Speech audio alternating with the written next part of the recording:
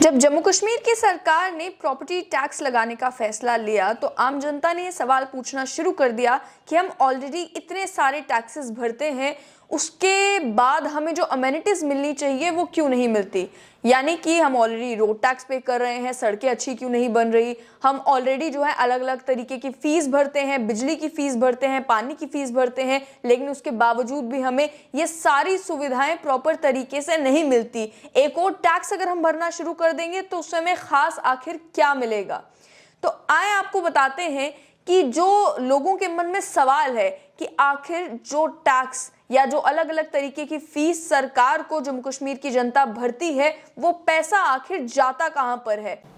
पहले आपको ये बताएं कि जम्मू कश्मीर की सरकार को आखिर टैक्स की शक्ल में या नॉन टैक्स रेवेन्यू की शक्ल में आम आदमी कितना पैसा पे कर रहा है, कितनी कमाई जो है वो सरकार की हो रही है। फिर बात करेंगे खर्चों की। कमाई की अगर बात की जाए तो साल 2020-21 में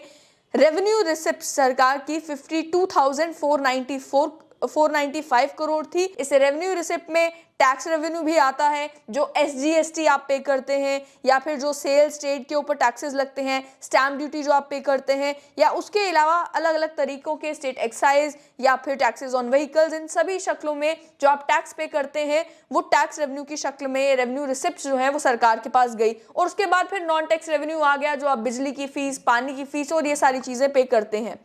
इसके साथ साथ में कैपिटल रिसीट्स की अगर बात की जाए तो इंटरनल डेट या जो सरकार से, केंद्र सरकार से जम्मू कश्मीर की सरकार डेट लेती है, लोन लेती है, कर्जा लेती है, वो कैपिटल रिसिप्ट्स में आया।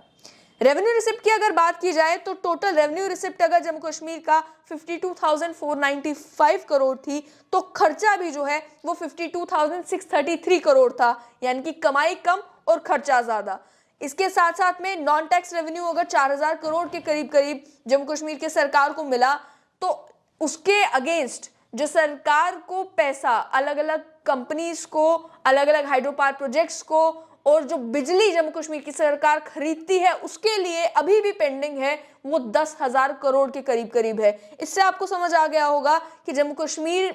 कि सरकार को जितना टैक्स मिल रहा है और जितना खर्चा उन्हें करना पड़ रहा है, दोनों में अंतर कितना ज्यादा है। अगर कैपिटल रिसिप्ट्स की बात करें तो क्या आप मानेंगे कि जम्मू कश्मीर की सरकार को आज भी ग्रांट इन एड पर डिपेंडेंट होना पड़ रहा है जम्मू कश्मीर के अलग अलग सरकारी विभागों को चलाने के लिए, अलग अलग स्कीम्स को इंप्लीमेंट करने के लिए और जम्मू कश्मीर में जो खर्चा हो रहा है उसे मैनेज करने के लिए। जो ऑडिट रिपोर्ट है वो ये बताती है कि साल 2020-21 में जम्मू कश्मीर का जो एक्सपेंडिचर था उस टोटल एक्सपेंडिचर 63,165 करोड़ में से मैक्सिमम एक्सपेंडिचर 83% जो था वो रेवेन्यू एक्सपेंडिचर था, 52,633 करोड़। और रेवेन्यू एक्सपेंडिचर को आपको इस तरीके से समझना है कि आपका कैपिटल एक्सपेंडिचर होता है जो पैसा आप इंफ्रास्ट्रक्चर डेवलपमेंट के ऊपर खर्चते हैं, जो पैसा आप अस्पताल, रोड, इन सारी चीज़ों को बनाने के लिए खर्चते हैं। और रेवेन्यू एक्सपेंडिचर आपका वो खर्चा होता है जिससे आपको कुछ टैंजिबल हासिल नहीं होता, यानी उससे आपकी कोई बिल्डिंगें, कोई रोड, कोई अस्पताल नहीं बनते, बल्कि अलग अलग जो सरकारी विभाग जम्मू कश्मीर में चल रहे हैं, उनमें जो मुलाजिम काम कर रहे हैं, उनके day to day operational expenses जो है उस सब के खर्चे को मिलाकर रेवेन्यू एक्सपेंडिचर होता है। इसमें आपकी जो पेंशन आती है उससे लेकर जो सरकारी बाबू तनख्वाह लेते हैं, ये सारा कुछ जो है वो रेवेन्यू एक्सपेंडिचर का हिस्सा है। रेवेन्यू एक्सपेंडिचर की अगर बात की जाए तो रेवेन्यू एक्सपेंडिचर 83.32% होना और कैपिटल एक्सपेंडिचर यानी कि जो आम लोग एक्सपेक्ट करते हैं कि जम्मू कश्मीर में हमें इतना बदलाव क्यों नहीं देखने को मिल रहा, केवल और केवल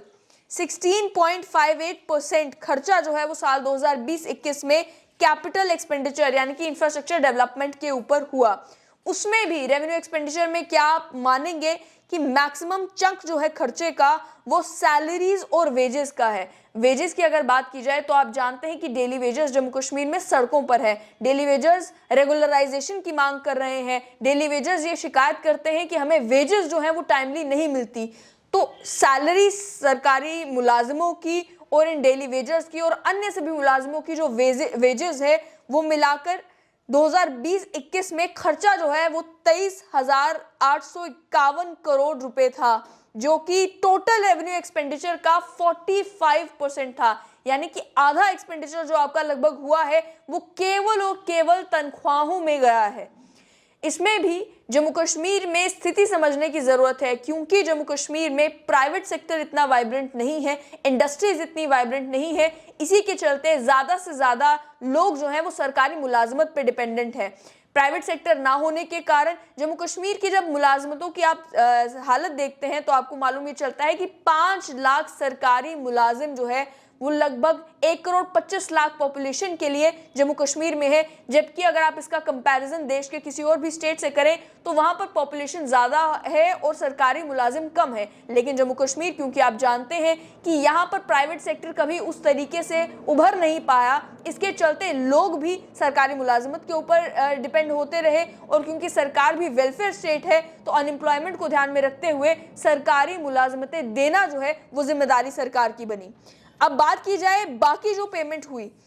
कैपिटल एक्सपेंडिचर केवल 10,470 करोड़ जो है वो जम्मू कश्मीर में साल 2020-21 में किया गया, जो केवल मात्र 16% था, मैंने आपको बताया। उसके अलावा इसमें भी जो पैरामीटर्स थे, यानी किन किन विभागों में किन किन चीजों के ऊपर खर्चा किया गया, तो रेवेन्यू एक्सपेंडिचर भी जो किया गया उसमें जनरल सर्विसेज के ऊपर 41% खर्चा, सोशल सर्विसेज के ऊपर 34% खर्चा, इकोनॉमिक सर्विसेज के ऊपर केवल मात्र 23% खर्चा हुआ और लोन्स एंड एडवांसेस पर 0.10%। जो कंबाइंड सोशल और इकोनॉमिक सर्विसेज के शेयर था वो जम्मू कश्मीर में 58.27% था। इसमें यह भी देखने को मिल सकता है कि जो लोन्स एंड रिपेमेंट है या फिर जम्मू कश्मीर की सरकार किन किन चीज़ों के ऊपर खर्चा कर रही है, तो आपको ये बता दें कि जम्मू कश्मीर में अगर आप बिजली इस्तेमाल करते हैं तो बिजली की आप फीस भरते हैं। बिजली की जो आप फीस भरते हैं वो सरकार के लिए एक रेवेन्यू रिसिप्ट है, नॉन टैक्स इनकम है। लेकिन सरकार का जो खर्चा है वो इनकम से कहीं ज्यादा है। जितना एक्सपेंडिचर सरकार को बिजली के ऊपर करना पड़े, मैं आपको उसकी भी फिगर दे दूं कि पेंडिंग पावर बिल पेमेंट 31 मार्च 2021 तक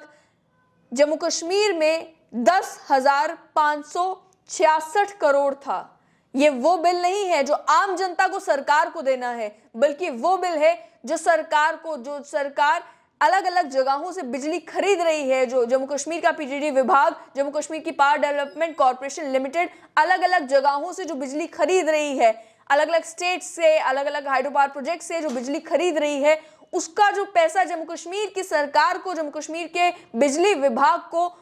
उनको वापस करना है, वो खर्चा जो है वो पेंडिंग पावर बिल 31 मार्च 2021 को 10,500 करोड़ के करीब था।